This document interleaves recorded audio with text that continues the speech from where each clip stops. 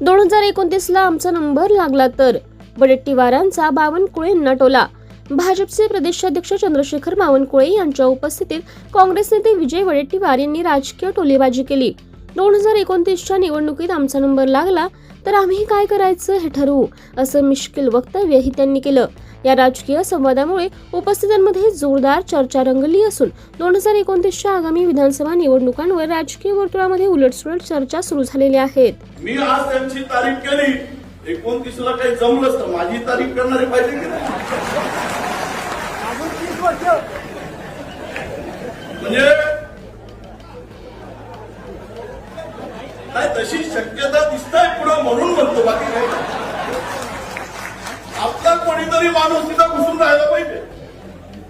आपण बाहेर राहिलो तर कसं होईल? आणि आपल्या माणसाला आपण मोठं केलं पाहिजे, ही समाजाची पहिली जबाबदारी.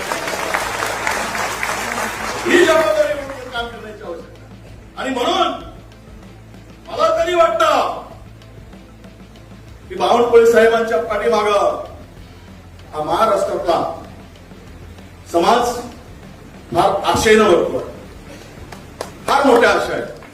ती संधी कधीच आली नव्हती एवढी मोठी. आणि नशिबानं विरोधी पक्षातही नंबर 1 वर